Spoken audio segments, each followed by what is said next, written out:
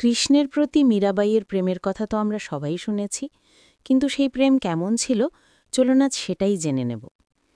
রাজস্থান দেশের মেরতা নগরীতে জন্মেছিলেন এক রাজকন্যা মীরাবাই। রাজপরিবারে জন্ম হলেও মীরার হৃদয় রাজত্ব ছিল না, ছিল শুধুই ভক্তি ও প্রেম। ছোটবেলায় একদিন তিনি এক বিয়েতে দেখলেন এক সুন্দর কৃষ্ণমূর্তি।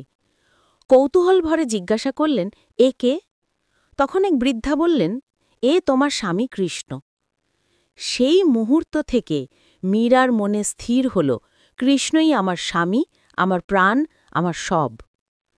সেদিন থেকে মীরা প্রতিদিন সেই কৃষ্ণমূর্তির সঙ্গে কথা বলতেন, খাওয়াতেন, গান গাইতেন, হাসতেন, যেন জীবন্ত সঙ্গী তার পাশে।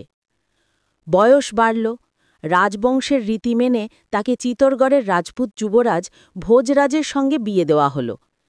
কিন্তু মীরা মন থেকে কখনো রাজরানী হতে পারেননি। তিনি ছিলেন ভগবান কৃষ্ণের দাসী।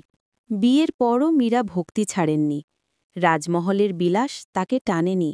তিনি কৃষ্ণের প্রেমে ডুবে থাকতেন। কখনো প্রাসাদের বাগানে বসে ভজন গাইতেন, কখনো মন্দিরে গিয়ে নাচতেন ও গাইতেন। মনে তো প্রেমের বাসা, প্রভু কৃষ্ণ আমার আশা।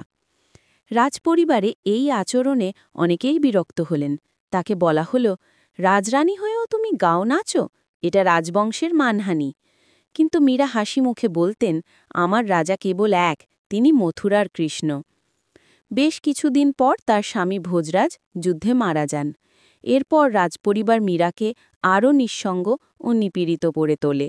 তাকে বিষ দেওয়া হল, কিন্তু আশ্চর্য, মীরা ভগবানের নাম জপ করতে করতে সেই বিষ পান করলেন, আর তাতে কিছুই হল না। সবাই বিস্মিত। তখন সবাই বুঝল, মীরার ভক্তি নিখাদ ও সত্য। শেষে মীরা সংসার ও রাজপ্রাসাদ ছেড়ে বৃন্দাবনে চলে গেলেন। সেখানে প্রতিদিন কৃষ্ণ ভজন ও কীর্তনে কাটাতে লাগলেন। বলা হয়, একদিন তিনি কৃষ্ণ মন্দিরে ভজন করতে করতে কৃষ্ণ মূর্তির সঙ্গে মিলিত হয়ে গেলেন। তার দেহ আর দেখা গেল না, কেবল গায়ে পরা কাপড়টি মূর্তির পায়ে পড়ে রইল। গল্পের মর্ম: মীরাবাই শেখান, সত্যিকারের প্রেম মানে ভক্তি, আত্মসমর্পণ ও অটল বিশ্বাস।